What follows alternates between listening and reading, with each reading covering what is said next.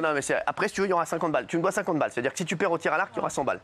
Est-ce que tu es fort au tir à l'arc? Merci. Tu ne veux pas en parler? Tu verras tout à l'heure. Alors. Tu vas descendre déjà de 5 ou 6. C'est qu'un jeu. Hein. Ah non, mais c'est bon. Donc, t'es chaud sur le tir à l'arc. Est-ce que t'es bon au tir à l'arc? Je suis pas mal. T'es pas mal. C'est-à-dire sur une échelle de 1 à 10. 12. C'est bien. Vous n'avez pas été prof, vous, de tir à l'arc? Non, pas du tout. J'ai jamais été prof de tir à l'arc. Dans un club de J'ai pas été vacances? prof de tir à l'arc. Vous quand même pas mal. Pas d'arc quand même. Non, pas du. Alors c'est pas moi qui ai choisi l'épreuve. Franchement, je vous jure que c'est pas moi qui ai choisi l'épreuve. C'est eux, ils ont trouvé ce qu'il y avait. Donc je vais vous dire, ça fait. T'as déjà gagné un concours de tir à l'arc. Non, ça fait très longtemps que j'ai pas tiré à l'arc. 3 semaines, vous vouliez représenter la Tunisie aux Jeux Olympiques au tir à l'arc.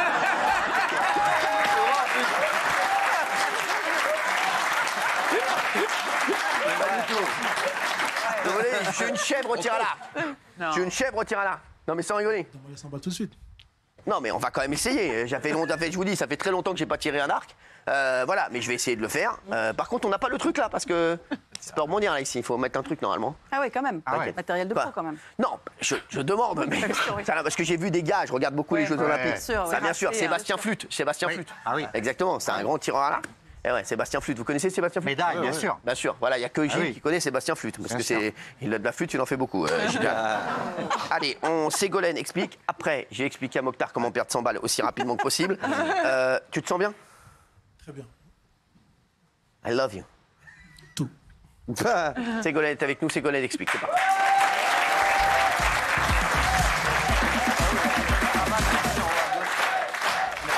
Merci Ségolène. Merci d'être là Ségolène. Alors, est-ce que vous avez révisé déjà le cours sur le 49.3? Alors, vous en souvenez, les petits flibustiers là-haut. Hein. Interro surprise. Il y a 3 semaines. Voilà. Ça fait 3 semaines que. Ça fait 3 semaines. Voilà, donc c'est le complément, comme on l'avait vu. Pourquoi c'est le complément? Parce que vous vous souvenez peut-être de l'article 3 de la Constitution qui dit quoi? La souveraineté nationale appartient au Peuple. qui l'exerce par ses Droit. Oui, ses droits, ses représentants, c'est-à-dire les membres du Parlement, et par le référendum. Donc vous voyez, on a vu que quand les représentants, c'est-à-dire les élus de l'Assemblée nationale et du Sénat, étaient privés de débat et de vote, c'était le 49.3. Donc c'était une atteinte, en quelque sorte, à l'esprit de l'article 3. Et donc, l'autre respiration démocratique très importante, c'est le référendum. Le référendum, on ne peut pas le faire sur n'importe quel sujet. Non. Donc il est possible sur l'organisation des pouvoirs publics. On y reviendra tout à l'heure parce que je vais vous interroger sur un certain nombre de référendums qui ont... Il y en a 2-3 qui feront moins les malins. Oh là là. Par exemple, la réforme du Sénat, la durée du mandat présidentiel, etc. Ensuite, le deuxième, c'est la politique économique et sociale. Voilà. Par exemple, il y a une tentative de référendum récemment sur la réforme des retraites. Parfaitement. Et troisièmement, les traités...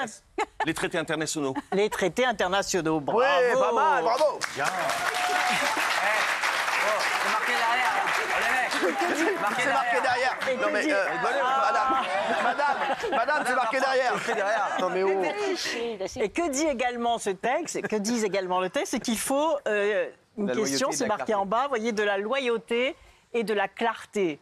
Pourquoi est-ce que c'est écrit cela? C'est pour éviter les référendums plébiscites. Ouais, on pourrait poser n'importe quelle question. Voulez-vous qu'il fasse du soleil ou qu'il pleuve? Voulez-vous, etc.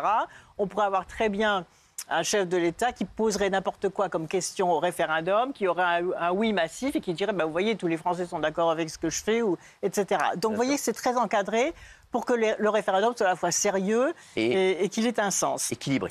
Depuis la Constitution, c'est-à-dire depuis 1958, combien y a-t-il eu de référendums? 9. Parce que c'est écrit. Non, très bien. Bravo, Guigui. Bravo. Alors, il le sait. on ne va pas les afficher tout de suite, parce que je suis sûre que vous les connaissez.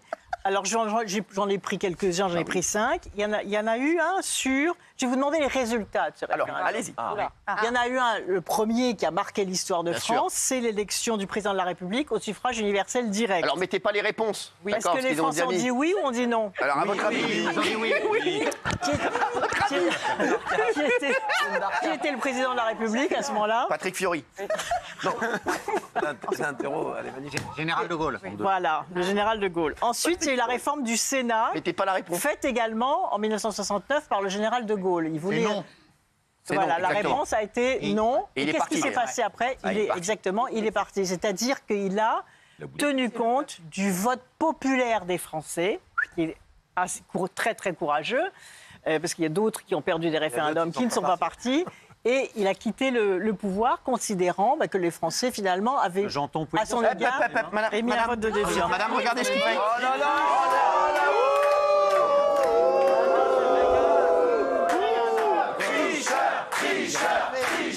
Non mais oh. Ensuite, il y a eu un référendum, vous vous en souvenez, peut-être vous êtes très très jeune, mais peut-être que certains d'entre vous votaient déjà, le traité de Maastricht. Bien sûr. Oui. Donc, qu'est-ce qui s'est passé au traité de Maastricht? Oui, mais très serré.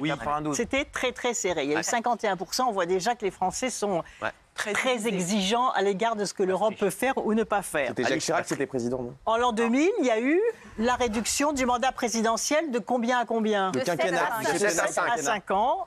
Quelle a été la réponse? Oui. Et enfin, en 2005... D'ailleurs, moi, il y a eu- si je peux me permettre, Ségolène, Oui. moi je trouve que c'est une connerie. Ça. Ah oui? Ouais, parce que je trouve qu'on n'a pas le temps de s'installer. Un débat... Je vous jure que c'est vrai. Voilà, j'aimerais bien qu'on fasse un sujet un jour. Parce que moi, je trouve, Ouais, c'est un peu court. moi, je trouve que c'est court. Je suis d'accord. Tu veux Je un vous jure que- septennat renouvelable ou pas? je préfère un septennat, tu vois. et- Non renouvelable. Non, mais renouvelable. renouvelable ou pas renouvelable. Après, renouvelable, c'est le peuple qui décide. Si le mec il a été nul, de toute s'il façon, est bon. le peuple va le dégager. Bah, bien sûr. 14 ans, c'est Oui, long, mais- Cyril. Ouais, Quoi 14 ans, c'est 14 long, ans, hein. Faut pas le Non, mais réélire. alors, il faut pas le Ça, réélire. c'est un autre débat, mais S'il vous plaît, oh. c'est vrai que c'est un débat qui revient Bah, bien sûr, régulièrement on pourra sur, le faire, la on pourra le faire. sur la durée du mandat, mais on pourra le faire. Ouais. Et le dernier que je cite, c'est La le ratification. référendum sur la Constitution européenne. Quelle a été la réponse? Non. Mais non. La réponse a été non. on l'a fait quand même. Et pourtant, ultérieurement, Non. je ne vais pas rentrer dans le détail, mais elle a été quand même imposée Oui. aux Français, ce qui a créé aussi une espèce de doute et de discrédit à l'égard de l'utilisation d'un outil constitutionnel aussi important que celui-ci. Et alors, en 2008... Qu'est-ce qui s'est passé en 2008, puisque tous les candidats à l'élection présidentielle dont je fus C'est vrai. ont tous promis de créer un référendum d'initiative citoyenne. Il a jamais abouti. C'est-à-dire que les Français puissent, en faisant des pétitions, soumettre au vote des réformes, des décisions, du progrès social, etc.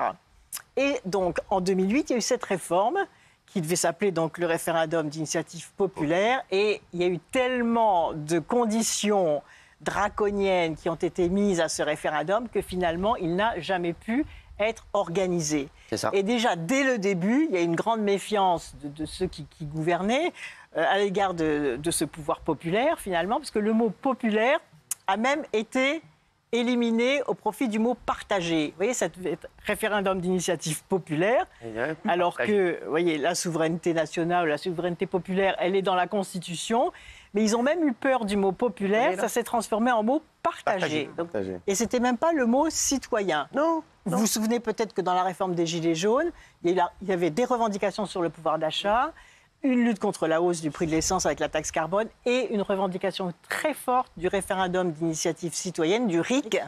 Parce que justement, les Français estimaient que s'ils avaient donné leur opinion, peut-être que les décisions seraient un peu plus intelligentes que quand elles sont imposées d'en haut. Donc, pourquoi est-ce que ce référendum d'initiative populaire a été tellement encadré? D'abord parce qu'il faut qu'il soit signé par 20% des membres du Parlement, ensuite signé par 10% des électeurs inscrits. Ça fait combien 10% des électeurs inscrits? Ça fait. À peu près. Ça sent bien. Mais non, 5 millions. 3 millions 5.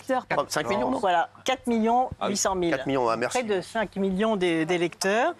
Et puis des délais qui sont très longs, très contraignants, etc. Et donc, ce qui avait été voulu en termes de démocratie participative et promis aux Français en termes de démocratie participative, finalement, n'a pas été réalisé. Vous avez vu comment c'est intéressant? Je vous jure que c'est vrai. Franchement, on se régale. Je vous jure que c'est vrai. Ah oui, on apprend. On apprend, Voilà. ça vous change de d'habitude. Oui.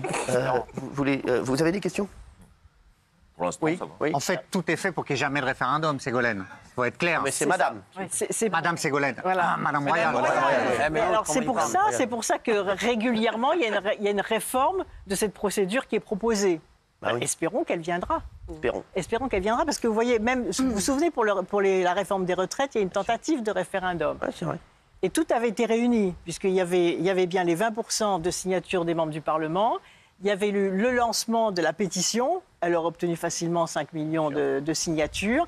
Et c'est le Conseil constitutionnel qui a arrêté la procédure en disant ben non, la loi n'est pas encore votée, donc il ne peut pas y avoir de référendum sur une loi qui n'est pas encore votée, alors qu'elle allait l'être dans quelques jours après en étant imposée par le 49.3. C'est-à-dire on a eu un conflit de deux formes de démocratie, finalement, d'exigence démocratique contre un étouffement de la démocratie, puisque d'un côté, il y avait une revendication de plus de 5 millions de Français pour faire un référendum, et de l'autre côté, le Conseil constitutionnel qui a dû appliquer strictement, parce que vous n'avez pas le choix, strictement l'encadrement qui était prévu dans les textes même si ceux qui ont fait la réforme de la Constitution et le référendum n'avaient pas imaginé qu'une loi aussi importante que celle des retraites allait être imposée par le 49.3 et qu'on interdirait un référendum sur une loi qui, soi-disant, n'était pas encore adoptée, alors qu'on savait pertinemment qu'elle allait l'être. Donc vous voyez qu'il y a un espace de réforme institutionnelle. Et peut-être pour conclure, vous avez vu que dans l'actualité, aujourd'hui, on annonce des réformes, un dispositif anti-émeute. J'ai vu. Mais à votre avis, quelle est la meilleure solution pour qu'il n'y ait pas d'émeute? Qu'il n'y ait pas d'émeute? référendum. Pour qu'il n'y ait pas d'émeute. Pour qu'il n'y ait pas de révolte sociale, quelle est la meilleure solution? Oui, les référendums. Pour qu'il n'y ait pas d'émeute, il ne faut pas Interdire l'achat de sa Pour qu'il n'y ait pas d'émeute. Bon jeu de mots. Mais pour qu'il n'y ait pas d'émeute, il ne faut pas qu'il y ait de révolte sociale. Pour qu'il n'y ait pas de révolte sociale, il faut faire des réformes intelligentes. Discuter avec les gens, discuter avec le peuple, accepter par le peuple, voire adopté par référendum, voire adopté par une majorité de parlementaires, mais pas imposé par le 49.3, pas de provocation, ou alors avoir la capacité de reculer. Donc vous voyez, quand on est dans un discours uniquement répressif, c'est-à-dire aujourd'hui, on va mettre des sanctions supplémentaires sur les jeunes, etc., mais les jeunes ne feraient pas les imbéciles à la fin des manifestations s'il n'y avait pas de révolte sociale. Exactement. Donc la question de la prévention de la révolte sociale, par le fait de bien diriger, de bien décider et d'associer le peuple aux décisions qui le concernent, c'est quelque chose de majeur qui est inscrit donc, dans l'article 3 de la Constitution. Donc appliquons-le. Merci.